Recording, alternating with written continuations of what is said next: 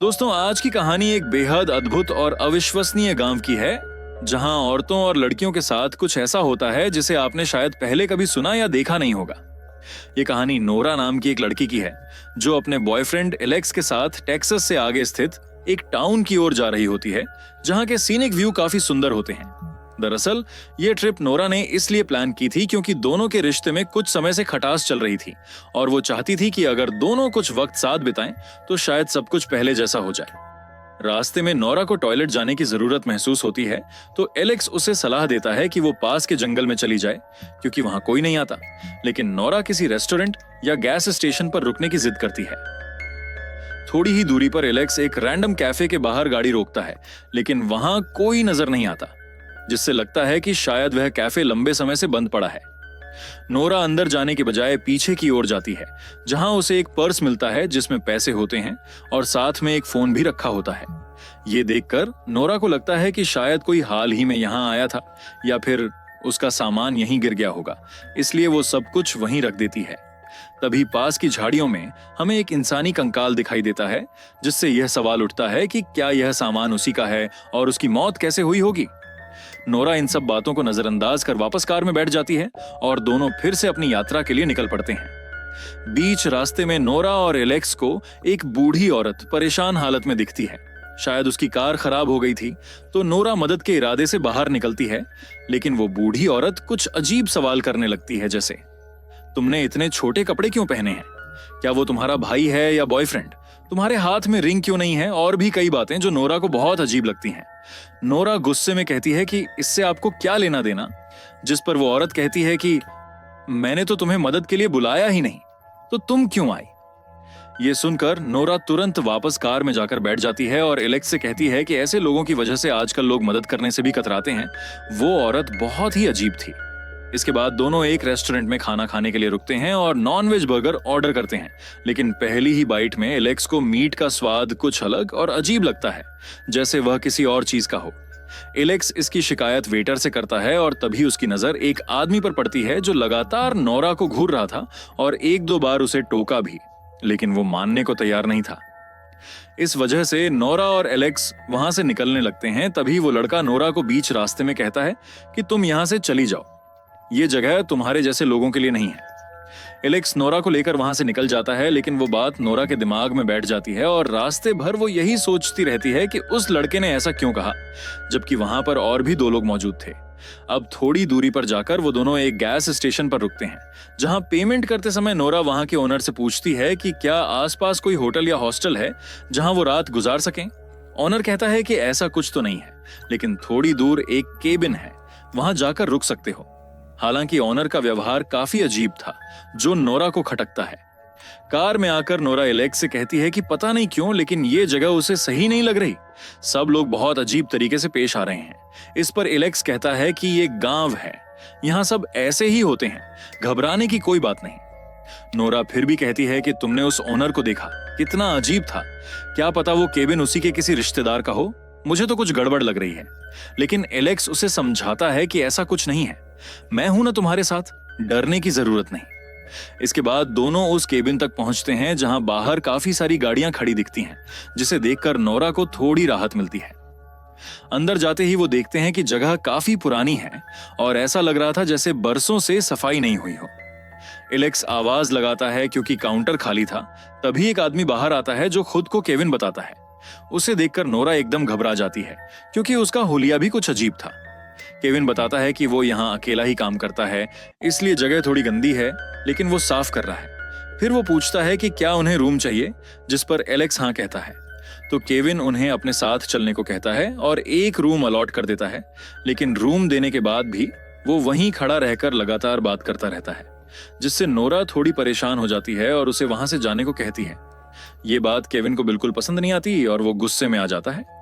इसके बाद दोनों थकावट के कारण जल्दी सो जाते हैं, क्योंकि पूरे दिन की ड्राइविंग से बहुत थक चुके थे। लेकिन तभी हमें दिखता है कि कोई अजनबी उनके बेड के नीचे से बाहर आता है। उसके चेहरे पर एक अजीब सा मास्क होता है और वह दोनों को इंजेक्शन देकर बेहोश कर देता है। अगली सुबह जब नोरा की आंख खुलती है, तो वह खुद को किसी जानवर की तरह एक लोहे के पिंजरे में बंद पाती है और उसके आसपास कोई भी नहीं होता। ये देखकर उसके होश उड़ जाते हैं और वो जोर जोर से चिल्लाने लगती है, लेकिन उसकी आवाज सुनने वाला कोई नहीं होता। वह वहां पड़े एक पत्थर से केज का लॉक तोड़ने की कोशिश करती है। तभी एक मास्क पहने इंसान वहां आता है और उसके ऊपर एक अजीब सा लिक्विड डाल देता है, जिससे नोरा फिर से बेहोश हो जाती है। जब उसकी आंख दोबारा खुलती है तो वह खुद को एक कुर्सी से बंधा हुआ पाती है और तभी एक महिला वहां आती है जो उसके शरीर में किसी का सीमेन इंजेक्ट करती है और बिना कुछ बोले वहां से चली जाती है। कुछ देर बाद दो लोग आते हैं जो नोरा को वहां से उठाकर फिर से उसी पिंजरे में बंद कर देते हैं और उसे कहीं और ले जाने लगते हैं। बीच रास्ते में नोरा जो कुछ भी देखती है उसके होश उड़ जाते हैं। शायद वह सही थी।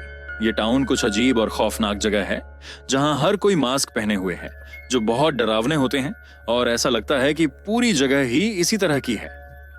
आगे जाकर वह एक आदमी को एक लड़की को मारते हुए देखती है, जिससे उसे यह समझ में आ जाता है कि वह गलती से कैनिबल टाउन में पहुंच गई है, जहां से बाहर निकल पाना नामुमकिन है। फिर उसे एक और कालकोठरी जैसी जगह में बंद कर दिया जाता है, जैसे कि वह कोई जानवर हो। दोस्तों, आज भी दुनिया में कुछ ऐसे लोग हैं जिनके अजीब शौक होते हैं और उनमें से एक है इंसानी मांस खाना, और यही उनका कारोबार है। इस बीच सीन बदलता है और हम एक मेंस रूम में पहुंचते हैं, जहां कई केजों में पुरुषों को बंद किया गया है और चारों ओर इंसानी खालें पड़ी हुई हैं जिनसे मांस निकालकर फेंक दिया जाता है। इसी में हम एलेक्स को भी देखते हैं, जो एक केज में बंद है और उसे यह भी नहीं पता कि वह कहां है। अगर उसने उस दिन नोरा की बात मानी होती तो वह यहां नहीं होता, लेकिन अब सच्चाई सामने आ चुकी है। वह अपने सामने वाले बंदे से बात करने की कोशिश करता है और पूछता है कि वे लोग कहां हैं और ये लोग कौन हैं, लेकिन सामने वाला इंसान सदमे में है। उसकी आंखें खुली हैं, लेकिन वह बोल नहीं पा रहा। तभी वही मास्क पहने हुए आदमी आते हैं। कुछ आदमियों के सिर पर रॉड मारकर उन्हें बेहोश करके ट्रॉली में रखकर ले जाते हैं, जिसमें एलेक्स भी शामिल होता है। कहानी आगे बढ़ती है और हम एक और आदमी को देखते हैं जिसने काले रंग के कपड़े पहने हैं। ऐसा लगता है कि वह यहाँ का प्रमुख है। वह सप्लायर से मिलकर एक कटी हुई बॉडी लेकर पैसे लेता है। फिर वह केविन से मिलता है, वही केविन जो इस सब का मालिक है, और वह इसी के अंदर हो रहा है। केविन उस काले कपड़े वाले आदमी से पूछता है कि सब कुछ तैयार है या नहीं, लेकिन वह कोई जवाब नहीं देता, जिससे केविन गुस्से में आ जाता है और बोलता है कि आज 80 लोगों का खाना तैयार करना है, वो भी अगले 1.5 घंटे में। तुम लोग क्या कर रहे हो? चलो मेरे साथ किचन में चलते हैं। जहां जाकर केविन सभी शेफ को डांटता है और उन्हें जल्दी काम करने को कहता है। दोस्तों, अब तक जो हम देख चुके हैं वह बता चुके हैं कि यहाँ किस तरह का खाना बन रहा है, लेकिन जब आप सुनेंगे कि 80 लोगों का खाना बन रहा है तो आपको थोड़ी हैरानी तो जरूर होगी। खैर, इसके बाद वह अपने ऑफिस में बैठ जाता है, जहां उसे एक कॉल आती है। कॉल करने वाला आदमी उसे बताता है कि वह आज आ रहा है, जिससे केविन के चेहरे पर घबराहट नजर आती है। अब यह आदमी कौन है, यह हमें बाद में पता चलेगा। फिलहाल हम देखते हैं कि केविन और उसका मैनेजर मिलकर लड़कियों के मीट की सप्लाई की तैयारी कर रहे हैं। इसी बीच एक लड़की का बच्चा जोर जोर से रोता है, तो वह लड़की को पकड़ लेता है और उसे वहीं मार डालता है, जिससे वह लड़की बहुत रोने लगती है। ये सभी लोग अब असल में राक्षस बन चुके हैं। इसके बाद वे सभी वहां से चले जाते हैं, लेकिन फिर एंड्रू आता है, वही गैस स्टेशन वाला आदमी जो एक लड़की के साथ जबरदस्ती करने लगता है। लड़की उसकी हरकतों से परेशान होकर उसके मुंह पर थूक देती है और इससे वह इतना गुस्से में आ जाता है कि वहां पड़ी लकड़ी को लड़की के अंदर घुसा देता है, जिससे उसकी वहीं मौत हो जाती है।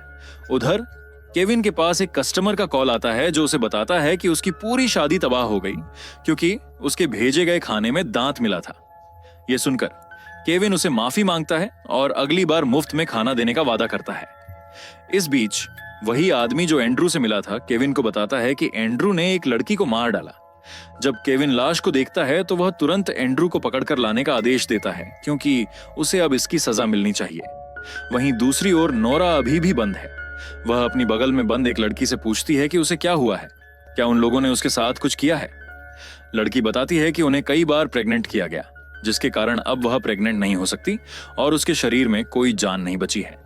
तब नोरा पूछती है कि क्या यहाँ से बाहर जाने का कोई रास्ता है, तो वह लड़की जवाब देती है कि वे लोग सबको मार देते हैं और कोई भी यहाँ से बाहर नहीं निकल सकता। इसी दौरान नोरा को एशली नाम की एक लड़की मिलती है। नोरा, जो अब भी बहुत घबराई हुई थी, एशली से कहती है कि उसे शांत रहने की कोशिश करनी चाहिए क्योंकि इन लोगों से बाहर निकलना बहुत मुश्किल है। लेकिन एशली की घबराहट बढ़ जाती है। इस बीच एंड्रू को पकड़ लिया जाता है और वह केविन के पास लाया जाता है। केविन उसे सुनाता है और फिर माफी मांगने के बावजूद एंड्रू को सजा के रूप में उन लड़कियों को खाना देने का आदेश देता है। एंड्रू शुरुआत में तो आदेश का पालन करता है, लेकिन अंत में वह खाना गिराकर भाग जाता है। एंड्रू के भाग जाने के बाद वह केविन से कहता है कि काम खत्म कर दिया है, लेकिन वह डर के कारण कुछ नहीं बोल पाता। फिर केविन 3 लोगों को भेजता है जो उन लड़कियों के पास जाते हैं जो नोरा के बगल में थीं। वे उन लड़कियों को बेरहमी से मारते हैं और उनके शरीर के टुकड़े करके ट्रॉली में भरकर ले जाते हैं। नोरा यह सब अपनी आंखों से देखती है और अब उसे किसी भी कीमत पर यहां से बाहर निकलना है, क्योंकि वह यह दर्दनाक मौत नहीं झेलना चाहती। अचानक वह देखती है कि गेट पर कोई आ रहा है, जिससे वह और घबराती है और कोने में जाकर छिप जाती है। लेकिन यह वह आदमी नहीं था, बल्कि एलेक्स था, जो उसे बचाने के लिए आया था। दोनों मिलकर वहां से भागने में कामयाब हो जाते हैं और बड़ी ही समझदारी से एक ट्रक तक पहुंच जाते हैं। नोरा ट्रक को स्टार्ट करने की कोशिश करती है, लेकिन वह काम नहीं करता। इसी बीच एक आदमी आता है और उन्हें एक चर्च के पास ले जाता है। वहां नोरा देखती है कि उन लोगों ने जीसस की फोटो पर भी एक जानवर का मास्क पहना हुआ है, जो यह साबित करता है कि ये लोग जानवरों की पूजा करते हैं। जो हरकतें इंसान जानवरों के साथ करते हैं, अब वही वे लोग इंसान के साथ कर रहे थे। जैसे ही वो चर्च में प्रवेश करते हैं, एक आदमी उन्हें देख लेता है, लेकिन वे दोनों वहां से भागने में कामयाब हो जाते हैं। हालांकि उस आदमी ने चर्च की घंटी बजा दी थी, जिससे पूरे गांव को पता चल जाता है कि कोई भागा है और सभी चौकस हो जाते हैं। इसी बीच बाहर एलेक्स एक जाल में फंस जाता है और नोरा उसे छुड़ाने की बहुत कोशिश करती है, लेकिन वह सफल नहीं हो पाती। इस कारण एलेक्स उसे कहता है कि वो वहां से चली जाए, क्योंकि अब वह नहीं बच पाएगा। नोरा को उसे अकेला छोड़ना बहुत बुरा लगता है, लेकिन उसके पास कोई और रास्ता नहीं था। वह वहां से भागकर पार्किंग एरिया में पहुंचती है, लेकिन उसे यह देखकर हैरानी होती है कि पूरे गांव वाले उसके पीछे पड़े हुए हैं। वे उसे मारने के लिए तैयार थे, इसलिए उसने एक सप्लाई वाले को मारकर उसकी कार चुराई और वहां से भागना शुरू किया। लेकिन उसकी किस्मत ने फिर उसे धोखा दिया और कार वहीं रुक गई। हालांकि नोरा उन लोगों से बचने में सफल रही, क्योंकि वह बहुत ही चालाकी से वहां से भाग निकली थी। रास्ते में वो उसी जगह पहुंच जाती है जहां वह पहले फंसी थी, और फिर उसने एशली को भी आजाद कर दिया। दोनों मिलकर एक बस में बैठ जाते हैं जो स्टार्ट हो जाती है। नोरा बहुत खुश थी और ये बात एशली को बताती है, लेकिन एशली ने कोई प्रतिक्रिया नहीं दी। जब नोरा पीछे मुड़कर देखती है तो उसे यह समझ में आता है कि उस बस में पहले से ही गांव वाले बैठे हुए थे। इसके बाद हम देखते हैं कि उन दोनों को पकड़कर एक डिनर टेबल पर सजा दिया जाता है और फिर पूरा गांव उन्हें खाने लगता है। इस तरह से इस कहानी का अंत बहुत ही डार्क तरीके से होता है। आपको यह कहानी कैसी लगी, कमेंट करके जरूर बताइएगा। मिलते हैं अगले वीडियो में। Thank you so much.